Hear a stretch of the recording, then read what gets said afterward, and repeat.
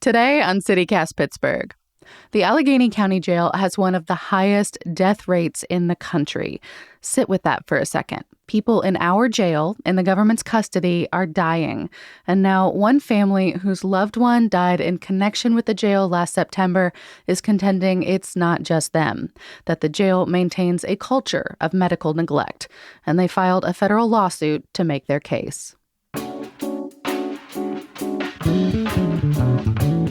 It's Monday, October 23rd. I'm Megan Harris, and here's what Pittsburgh is talking about.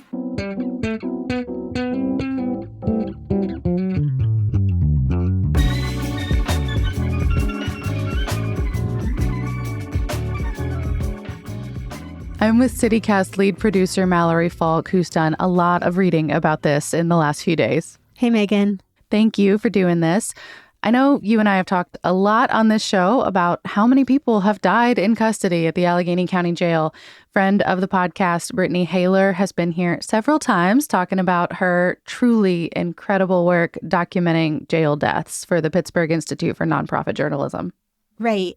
And Brittany says the higher death rate here isn't necessarily because Allegheny County is worse exactly. It could be because she and people like her have been looking into deaths beyond those the county lets us know about. We have one of the highest death rates per capita in the nation, but it's because I've uncovered deaths of folks who were released from custody through either folks working in the jail leaking that information to me, the incarcerated calling me and saying, hey, someone on my pod was shipped out last night. Here's his name. Look him up. If there were reporters in every other county in Pennsylvania with that kind of sourcing, they might also have one of the highest incarcerated death rates in the country. What she and partners at the Pittsburgh Independent have been digging up is honestly just staggering. Yeah, and it keeps getting worse. 21 men have died in connection with the jail since April of 2020.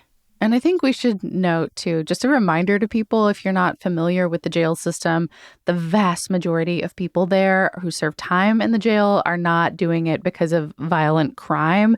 Jails are designed for short stays, like people who can't pay bail or bond, so they lose their jobs while they're waiting to face charges, people in a mental health crisis who should be sent to facilities that specialize in that, but there are never enough beds at state facilities, so they have to wait somewhere, often at AJC. Or people on their third DUI serving 364 days. I mean, that's a jag-off move, but it should not also be a death sentence. Right. I mean, people are mostly in jails related to property, drugs, and public disorder crimes. The Justice Department actually estimates that 15% of all people incarcerated in jails, as opposed to prisons, haven't been convicted of any crime at all. They're just waiting for something like a trial or to post bond. So now some new news in relation to all of these deaths at the jail. Right. So last week, the family of one of the men who died, someone named Anthony Talotta, filed a federal lawsuit against the county, several doctors, and Allegheny Health Network, which is the jail's medical provider. And the suit alleges that there's this culture of medical neglect at the jail, especially when it comes to people with mental health issues or disabilities. And so Anthony Talotta's family contends that this led to his wrongful death. He was 57 years old when he died in September of 2022. So the lawsuit itself, what does it say or contend, or I guess what's it asking for? Yeah, so I'm going to condense a bit here, but basically it claims that the jail is violating the Americans with Disabilities Act because it has policies that prevent people with mental illness or developmental disabilities from being housed in its medical unit, and the suit claims that makes it harder for them to get medical care. According to the lawsuit, the majority of people who died in connection with the jail between early 2020 and the time of Talotta's death last fall had mental health or chronic medical health needs. And the family of Anthony Talotta, I guess they're saying that he didn't get that medical care that he needed. Yeah, his story is really the crux of the lawsuit, and they say that reveals some of these larger systemic issues at the jail. So Talotta had autism and developmental disabilities. He also had some health issues like diabetes. He'd been living in group homes for a while. According to an article I read in The Appeal, he'd gone into group homes when his mother died. Last year, he got into some kind of altercation at the home where he was staying. Staff called the police, and he was arrested and then detained at the county jail. Apparently, during the altercation, his foot was injured. A pot of boiling water fell onto it, and that caused, fractures and blistering from burns. And the suit alleges that his wounds weren't treated and they became infected. And that ultimately led to him developing sepsis. So his family, his lawyers, they say this was a preventable death. If his wounds had been treated, he could still be here today. And instead, he died less than 2 weeks after entering the jail. Were there any warning signs, at least according to the family, that, Talotta wasn't doing well and needed this care? I can imagine some of these wounds sound pretty visible to me. Yeah. And I mean, a content warning here. Some of the details are tough to hear, but they're also important. He was taken to the hospital twice while he was in custody. The suit alleges that the first time, doctors at Allegheny General gave him a splint and crutches, but jail staff confiscated those items when he returned. And then he went to the hospital again and was given things like gauze and dressing to care for his wound, prescribed antibiotics. The suit alleges that those items were confiscated. The antibiotics were never given to him. And so eventually he was found unable to speak and clutching his chest. According to the suit, a jail physician gave him Benadryl and sent him back to his cell. And then he was found unresponsive and taken to the hospital where he eventually died. According to the lawsuit, medical providers at the hospital where he was taken, UPMC Mercy, recorded his cause of death as septicemia, sepsis. But the county medical examiner's office came to a different conclusion, that he died from hypertensive and atherosclerotic cardiovascular disease. And according to reporting I've read, his death was ruled to be from natural causes. And just to connect a few dots here, Brittany Haler wrote about a physician at the jail a long time ago who had a pretty spotty medical history. And recently, several news outlets have found that he was the same physician who gave Talotta the Benadryl at the jail. Yeah, so Brittany reported on this physician about a year ago, not long after Talotta died. His name is Wilson Bernales, and he had had his medical license suspended, revoked, or denied in at least 8 different states. That's incredible to me. Can you imagine what it would be to go to job after job after job like that?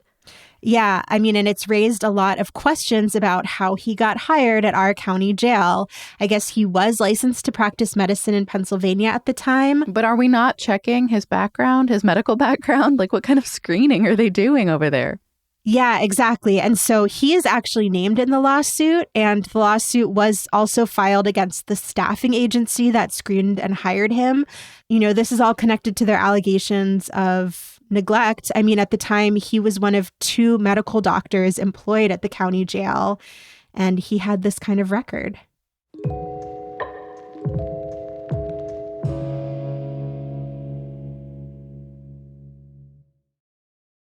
What have the county or Allegheny Health Network said about all of this? So in the stories I read, they'd both declined to comment, citing pending litigation. That's not super surprising.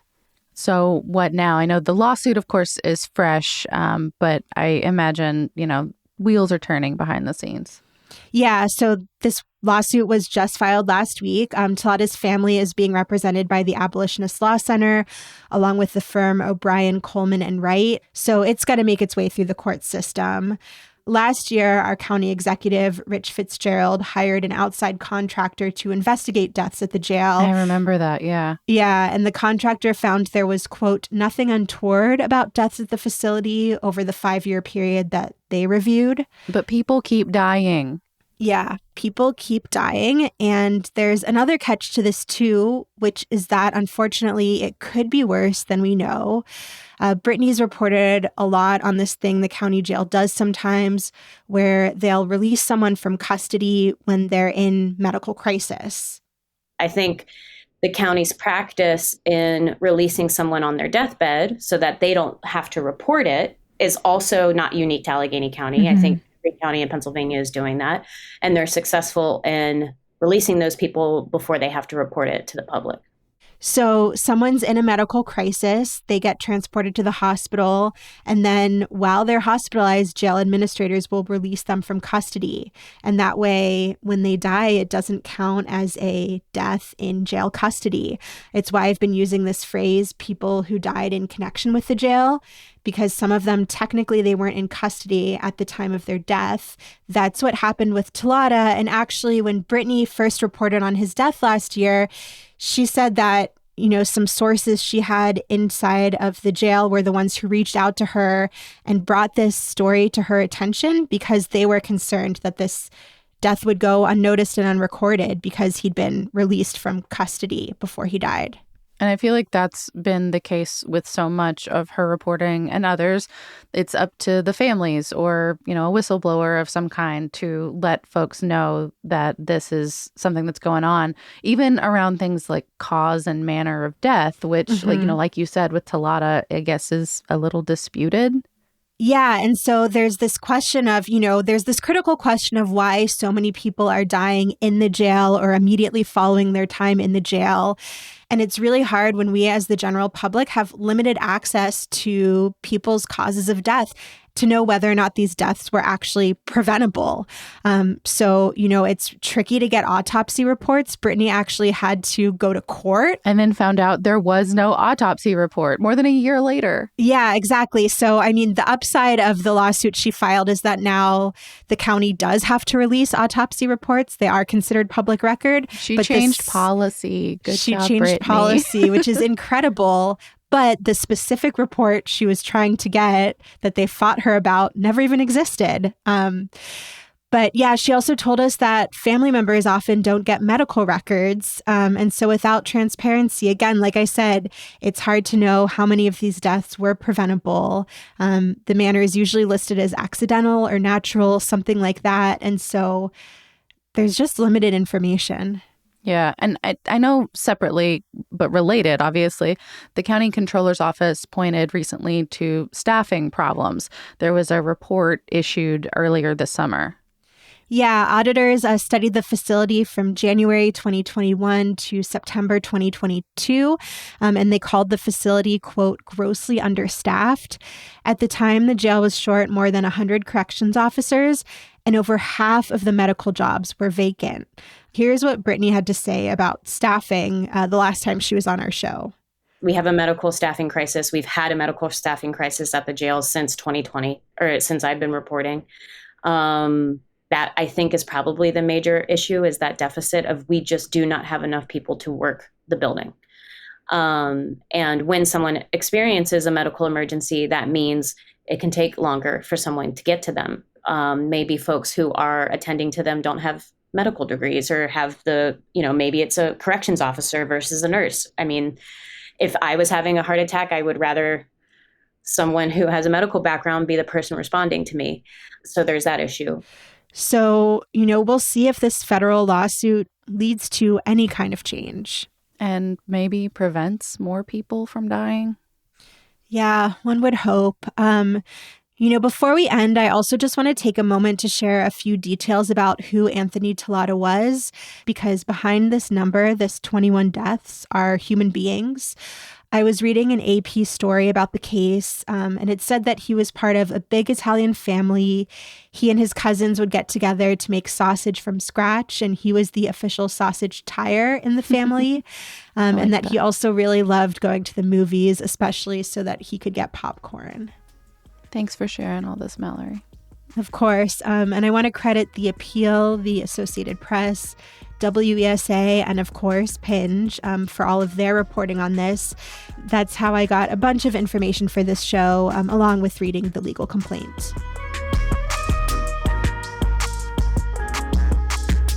That's all for today here on CityCast Pittsburgh. If you're liking what you hear, we would love to have you be part of the team.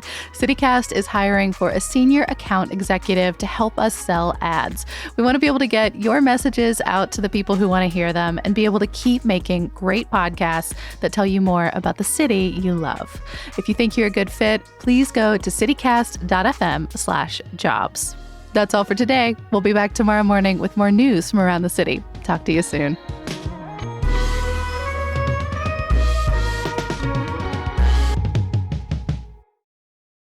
That's how I got a bunch of the information for this show, along with reading. Sorry, I can hear my dog.